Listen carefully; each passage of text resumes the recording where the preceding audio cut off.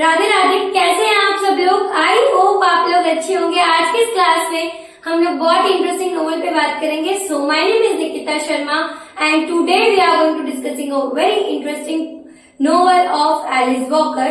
Alice Walker की सबसे famous novel को आज हम लोग डिस्कस करने वाले हैं। तो इसका नाम है द कलर पर्पल, जो कि हमारे कंपटीशन लेवल के एग्जाम्स में आता है। नेट क्लियर करने में उस टाइम पर इसका नोवेल का बहुत यूज होता है। सो आज मैं इसको क्लियर करवाऊंगी। फर्स्टली डिस्कस कर लेते हैं हमारे पोएटिस के बारे में, जो की थी एक फुल नेम था इनका एलिस मर्सिनिया तलुला केटे वॉकर इनका नाम था।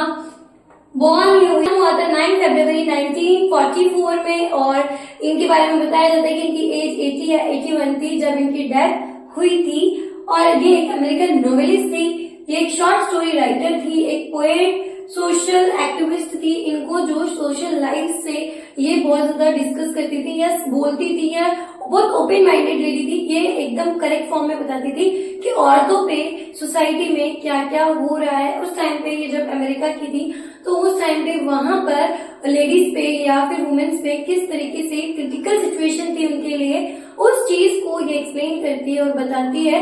जो मतलब आप कह सकते हो अपने एक सोसाइटी का बैड फेज है, इविल फेज है, जो हमें उन्होंने अपने नोवेल में शो किया। ठीक है, जो कि पब्लिश हुआ 1982 में and won the Pulitzer prize for fiction. इनको पुलिट्जर प्राइज भी मिला हुआ है and national book award for fiction. इनको नेशनल बुक अवार्ड भी मिला गया है फिक्शन के लिए। ये एक एपिसोडरी नोवेल है। एपिसोडरी नोवेल वो होती है जो कि मतलब कि उसमें एक मेन कैरेक्टर होता है जो लेटर्स लिखता है, लेटर टू लेटर इनकी बात होती है। ऐसी नोवेल की ये डिस्कस करेंगी। इसमें मतलब इस नोवेल में यही चीज है कि आप लेटर टू लेटर डिस्कस होगा, मतलब letter through letters. Okay, so think last इसका जो मोटो था आप कह सकते हो या थीम थी वो थी socio cultural impact. The novel paints a vivid critical picture of life for an American woman in the South in the early in 20th century। America में या अफ्रीका में जिस टाइम पे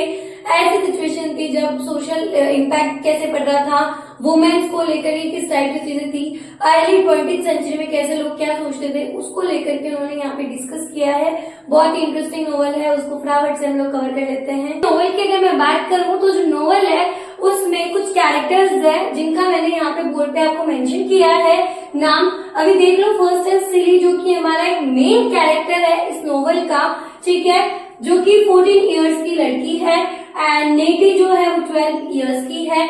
अगर सिली की मैं बात करूँ तो सिली जो है वो थोड़ी ब्लैक कलर में है और थोड़ी सी अट्रैक्टिव नहीं है और मतलब दिखने में इतनी खूबसूरत नहीं है, थोड़ी सी अलग है वो, लेकिन है वो 14 साल की बच्ची। और उनके एक स्टेप फादर है जिनका नाम है एल्फेंसो, जिसे ये लोग पा करके बुलाते हैं। ठीक है, ये इनके स्टेप फादर है। इनके जो रियल फादर थे गोरे ने उनको मार दिया था और ये उनके स्टेप फादर थे। ठीक है, तो अभी बात कर लेते हैं सिली की। तो सिली जो थी उसको उसके फादर पा कभी भी अच्छे से नहीं रखते थे और बहुत ही उन्हें उसे अब्यूज करते थे, मारते थे, पीटते थे और वो बहुत ही दुखी थी, बहुत परेशान थी। तो उस परेशानी में जब उसने किसी से चीजें शेयर नहीं की तो उस टाइम पर उसने लेटर्स लिखा। और किसको लेटर लिखा? गॉड को। उस लेटर से हमें पता चलता है कि इसकी लाइफ में ऐसा क्या था जिसकी वजह से बहुत परेशान थी। जो इसके पापा थे, कौन? पा एल्फेंसो, जो स्टेप फादर थे, जो कि इन दोनों बहनों को नहीं पता होता है कि ये इनके स्टेप फादर है। ये बाद में पता चलता है, नेटी के थ्रू सिली को पता चलता है कि ये कौन है, इनके स्टेप फादर है। उससे पहले इनको नहीं पता होता है। तो जो पाल है उन्हीं हुई थी। तब मैंने आपको बोला था कि ये क्वेश्चन आगे सोशल एक्टिविटीज जैसे वुमेन्स पर इम्पैक्ट पड़ता है उसको शो किया है।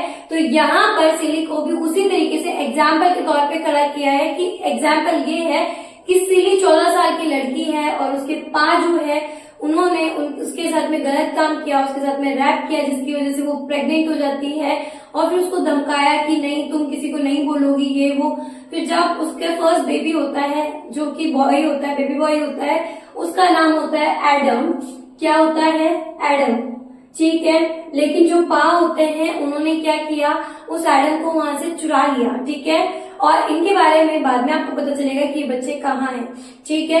लेकिन सिली को लगा कि उसके पा ने एडम को भी क्या कर दिया है, मार दिया है, और दोबारा से वही इंसिडेंट दोबारा से होता है, और उसके बाद में वो दोबारा से प्रेग्नेंट होती है, और दूसरी बार वो एक बेबी गर्ल को जन्म देती है जिसका नाम होता है ओलिविया, और दोबारा से उसके पापा ने उसको चुरा लिया होता है। इस बार भी वो बहुत ही मतलब ऐसे हुई थी कि अब क्या करूं, और उसी टाइम पर उसकी मम्मा की तबीयत बहुत ज्यादा खराब हो जाती है, क्रिटिकल सिचुएशन होती है। तो उस टाइम पर उसकी मम्मा जो होती है वो भी उसे क्या बोलते हैं, बदुआ देके जाती है कि तुमने ऐसा कर दिया वैसा कर दिया। मीन्स यहाँ पर ये है कि अगर लड़की के साथ कुछ हो रहा है तो कोई भी उस चीज को लेकर के राइट फेवर में नहीं बोलते हैं। वो उसकी जो मम्मा है, जो उसे समझना चाहिए था, साथ देना चाहिए था, उन्होंने भी उसको क्या बोला, एक बदुआ देकर ही वो चली गई। तो इस टाइप का क्रिटिकल सिचुएशन या बोल सकते हो बहुत गंदी सिचुएशन में हमारी सिली फंसी हुई थी। उस टाइम पे क्या होता है, नेटी के लिए रिश्ता आता है मिस्टर एल्बर्ट का, ठीक है। बहुत जगह इनको मिस्टर डैश से भी इंडिकेट किया है और बहुत जगह इसको नाम से भी इंडिकेट किया है। तो मिस्टर एल्बर्ट जो थे उनको स्टार्टिंग से नीटी पसंद थी और वो उसे स्टॉक करते थे, ठीक है। और वो रिश्ता भेजते हैं किसके पास में, पा के पास में, कि मुझे नीटी से शादी करनी है, आपकी छोटी बेटी से। लेकिन जो पा है वो मना कर देते हैं कि नहीं, मैं अपनी छोटी बेटी का तो आपको हाथ नहीं दे सकता हूँ, बट हाँ तुम सिली के साथ शादी कर सकते हो। सिली थी वो तो 14 साल की थी, वो मैच्योर थी, वो समझती थी, तो कहीं ना कहीं उसे लगा कि नहीं सिली जो है वो बेस्ट है। बट बात बता दूं कि जो मिस्टर एल्बर्ट है उनकी वाइफ की डेथ हो गई, ठीक है, और वो बीमार थे, उनकी डेथ हो गई। तो उसकी वजह से अभी ने एक ऐसी औरत चाहिए थी जो उनके बच्चों को पाल सके, घर का काम कर सके, खाना बना सके, घर की सफाई कर सके।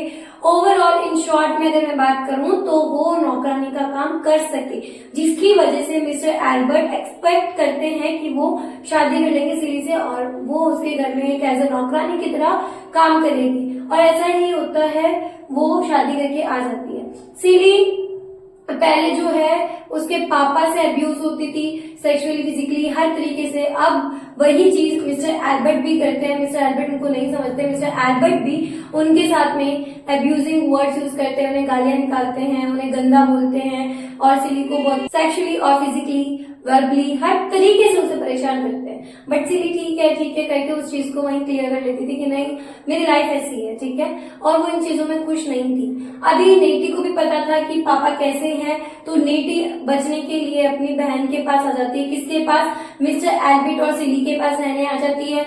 लेकिन पता था ऑलरेडी सिली को कि मिस्टर एल्बर्ट जो थे वो उसे स्टॉक करते थे, पसंद करते थे, तो कहीं ना कहीं वो सेक्सुअली एडवांसेस उठाते किसका, नेटी का, और ये चीज वो बर्दाश्त नहीं करती। इसलिए उसने नेटी को कहा कि मैंने एक बार जनरल स्टोर पे एक ब्लैक वुमन को देखा था, वो बहुत अच्छी थी, अच्छी लेडी है, बोली वाली है, वो तुम्हारी हेल्प करेगी, तुम जाओ उससे मदद मांगो, ठीक है।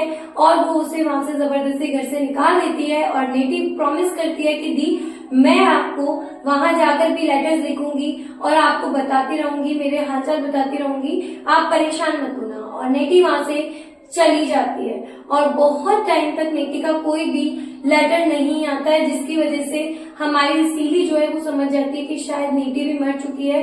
अगर वो जिंदा होती तो वो मुझे लेटर सेंड करती, बट आई थिंक वो अब जिंदा नहीं है, ठीक है। आगे के पार्ट में जो है हमारे दूसरा कैरेक्टर है हार्पो, जो कि मिस्टर एल्बर्ट का बेटा है। बाकी बच्चे तो सिली को ऑलरेडी परेशान करते थे, लेकिन ये जो बच्चा था हार्पो, ये अच्छा था, ये बहुत अच्छा मतलब कह सकते हो आप, ये परेशान नहीं करता था, एक अच्छा डिसेंट इंसान, इनोसेंट इंसान था, ये चीजों को समझता था, ठीक है। तो ये जो है इसने सोफिया से प्यार किया, और सोफिया जो थी बहुत ही बोल्ड स्ट्रॉन्ग लड़की थी, वो अपने आप को डिफेंस करती थी, और इन दोनों के बीच में बहुत अच्छा प्यार था, बहुत अच्छा रिलेशनशिप था, जिसकी वजह से इनकी शादी हो जाती है। और सोफिया और हार्पो भी अब सिली के पास आके रहने लग जाते हैं, वो साथ में रहते हैं, और ठीक है ये सब अच्छा चल रहा होता है। तो सिली को अच्छा नहीं लगता, क्योंकि सिली को स्टार्टिंग से प्यार नहीं मिला, तो उसे थोड़ा जेलसी फील होती है इन दोनों से। तो जो है हार्पो को वो गाइड करती है कि तुम सोफिया को डोमिनेट करा करो, वो तुम्हारी बात नहीं मानती है, अपनी इच्छा से काम करती है। तो हार्पो वही चीज करता है कि वो उसको आकर के मारना पीटना शुरू करता है, जिसकी वजह से सोफिया को वो चीजें पसंद नहीं आती है, और बहुत ही बोल्ड और स्ट्रॉन्ग थी, तो वो उसके डोमिनेशन को सहन नहीं करती है, ईंट का पत्थर जवाब से देती है और हर चीज को मेंटेन करती है, ठीक है। उसके बाद में सिली को जब एहसास होता है तो वो आकर सॉरी बोलती है कि ये चीज मुझे नहीं करनी चाहिए थी, मैंने ये चीज गलत करी, मेरे साथ में ये हुआ। ठीक है, उसके अंदर वो सब कुछ बता देती है, जिसकी वजह से सोफिया उसे गाइड करती है, उसको कॉन्फिडेंस बूस्ट करती है, उसे समझाती है, उसको कुछ एडवाइजेस देती है कि नहीं तुम अपने लिए खड़ी हो। ठीक है, उसके बाद में सोफिया वहां से चली जाती है और उसके अंदर वो लोग साथ रहते थे। उसके बाद में एक और कैरेक्टर आता है, उसका नाम है शक, जो कि एक सिंगर थी। ठीक है, शक एवरी, जिसका पहले अफेयर चल चुका है किसके साथ, मिस्टर एल्बर्ट के साथ। उसके बाद में वो चली जाती है, दोबारा जब वो यहाँ टाउन में आती है शक एवरी, तो वो यहाँ पर सबसे पहले किसके घर आती है, मिस्टर एल्बर्ट के। और मिस्टर एल्बर्ट को जब पता चलता है कि शक एवरी जो है वो बीमार है, परेशान है, तो वो सिली को जिम्मेदारी देता है, रेस्पॉन्सिबिलिटीज दे देता है कि तुम शक एवरी का अच्छे से ख्याल रखो। शक और मिस्टर एल्बर्ट अब साथ में सोते थे, साथ में खाते थे, पीते थे, उठते थे, लेकिन सिली उस चीज को लेकर कुछ भी जेलस फील नहीं करती है, उसको कोई प्रॉब्लम नहीं होती है, वो कुछ कहती नहीं है, कोई शिकायत नहीं करती है। फिर उसके बाद में जब शक उससे पूछती है कि तुम्हें कोई प्रॉब्लम नहीं होती, देन वो बोलती है नहीं मुझे कोई प्रॉब्लम नहीं होती है, और वो सारी प्रॉब्लम्स बता देती है कि मेरे साथ में मेरे फादर ने क्या किया एंड फिर बाद में मिस्टर एल्बर्ट ने क्या किया, सब कुछ। तो शक उससे पूछती है क्या तुमने कभी इस चीज को, सेक्सुअल लाइफ को कभी इंटरेस्ट लेकर एक चीज की है कुछ, तो कहती है नहीं मुझे कभी इंटरेस्ट नहीं आया, बस ये सब कुछ एक जबरदस्ती मेरे साथ हुआ है। तो इस चीज को लेकर के शक को पता चलता है कि जो हमारे सिली है वो लेस्बियन है, मीन्स उसका मतलब ये है कि वो औरत से औरत ही प्यार कर सकती है, वो लेस्बियन है, उसको किसी भी मतलब मेल कैरेक्टर से अट्रैक्शन नहीं होगा एंड इंटरेस्ट भी नहीं आएगा। उसके बाद में शक और सिली के बीच में एक रिलेशन बन जाता है और सिली उसे बहुत पसंद करने लग जाती है। बाद में शक और वो दोनों साथ रहने की वजह से पता चलता है नेटी ने भी बहुत सारे लेटर्स लिखे थे और वो लेटर्स अभी तक उसके पास इसलिए नहीं गए क्योंकि मिस्टर एल्बर्ट ने उन लेटर्स को अपने पास रख रखा था। ठीक है, तो उसके बाद में जब नेटी के लेटर्स पढ़ने के बाद उसे पता चला कि वो सेफ है, वो एक अच्छी जगह है, वो एक कॉरिन के साथ में रह रही है। सैमुअल और कॉरिन कौन है, जिन्होंने एडम और ओलिविया को एडॉप्ट किया था। ठीक है, और एडम और ओलिविया अभी उनके साथ में है, कॉरिन के साथ में और सैमुअल के साथ में, और वो उनके साथ में एक पर्सन मेड की तरह रहती है और वो सेफ है। ठीक है, बाद में उसके लेटर से ही पता चला कि जो उसके पापा है वो भी स्टेप फादर है। कैसे पता चला, क्योंकि ये जो एडम और ओलिविया है उसकी शक्ल जो है वो नेटी से मिलती थी। तो कहीं ना कहीं कॉरिन को ये सीन था कि जो ये कॉरिन है ये ऐसा सोचती थी कि सैमुअल और नेटी का कोई रिलेशनशिप है जिसकी वजह से ये लोग मुझे बता नहीं रहे। तब हमारे सैमुअल ने कसम खाई, नेटी ने कसम खाई कि ऐसा कुछ भी नहीं है, ये मेरी बहन के बच्चे हैं, लेकिन वो मानती नहीं है। फिर उसके बाद में सैमुअल बोलते हैं कि हाँ ये इसकी बहन के बच्चे हैं, सिली के बच्चे हैं और इसमें इसकी कोई गलती नहीं है। इसके जो पापा है, रियल फादर जो है, उनको तो गोरे ने मार दिया था और जो अल्फांसो है वो उनके स्टेप फादर है। ये सब कुछ उसको लेटर से पता चलता है। सिली उस चीज से बहुत गुस्सा हो जाती है, एल्बर्ट से लड़ लेती है। उसके बाद में जब वो घर छोड़ के जाती है, इतना बड़ा कदम उठाती है, तो मिस्टर एल्बर्ट उसको रोकने के लिए बोलते हैं कि ये ना अगर तुम यहाँ से चली जाओगी तो आगे जो नेटी के लेटर्स हैं वो यहीं आएंगे, तुम कैसे जा सकती हो। लेकिन वो नहीं मानती, वो चली जाती है और वो जाकर के अपनी दूसरी जगह पे अपना पैंट का काम करना शुरू कर देती है। शक है वो भी यहाँ से चली जाती है और अब सिली उसे मिस भी करती है, लेकिन शक ने अपना काम अलग से शुरू कर दिया एंड सिली ने अपना काम अलग से शुरू कर दिया। सैमुअल और कॉरिन अब जो थे अमेरिका में थे ही, अब लेकिन वो इंग्लैंड जा रहे थे, तो उस टाइम पे कोई प्रॉब्लम की वजह से कॉरिन जो थी उसकी डेथ हो गई थी और सैमुअल और नीटी उन बच्चों को लेकर के इंग्लैंड चले जाते हैं और वहां पर जाने के बाद में वो दोनों शादी कर लेते हैं और वो डिसाइड करते हैं कि हम एडम और ओलिविया को उसकी मम्मा से मिलवाए। तो वो वापस जॉर्जिया आते हैं और उस टाइम पर उसके स्टेप फादर पा जो है उनकी भी डेथ हो जाती है। शक भी परेशान होकर के सिली को मिस करती है और वापस से कहाँ आ जाती है, जॉर्जिया यूएस आ जाती है। उसके बाद में मिस्टर एल्बर्ट को भी अपनी गलती का एहसास होता है और वो भी क्या करते हैं, वापस आकर के सिली से सॉरी बोलते हैं कि मैंने गलत किया। यहाँ पर आखिरी में सब लोग एक साथ हो जाते हैं और यहाँ टोटली सोसाइटी को लेकर के बताया है कि हमारी सोसाइटी किस तरीके से हर चीज को गैदर करती है, कैसा समझती है, इन चीजों को कैसे लेकर के ट्रीट करती है। कुछ टाइम तक ये जो नॉवल था वो बैन भी हुआ था, उस टाइम पे इसको ज्यादा यूज में नहीं लिया था, पढ़ा नहीं था, क्योंकि ये थोड़ा सा सेक्सुअली था, तो इस वजह से इसको ज्यादा मतलब नहीं चलाया। लेकिन बाद में इसकी इम्पोर्टेंस वापस वैसी की वैसी हो गई। सोशल एक्टिविटीज को बताया गया कि हमारी सोसाइटी में किस तरीके से वुमेन को ट्रीट किया जाता है, किस तरीके से रखा जाता है, एंड इट्स रियल कि हमारी प्रेजेंट सिचुएशन भी ऐसी ही है। लोग रियल में वुमेन्स को एक चीज की तरह, एक थिंग की तरह, एक ऑब्जेक्ट की तरह यूज करते हैं और कोई सेंस नहीं होता है, उनकी कोई फीलिंग्स इमोशंस की कोई कदर नहीं होती है। नोवेल में भी यही बताया गया है। सो आई होप आपको ये नोवेल पसंद आई होगी।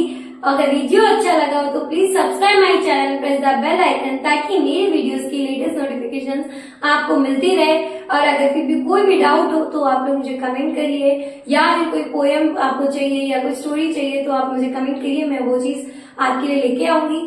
So thank you so much, have a very beautiful day, stay soon, stay happy.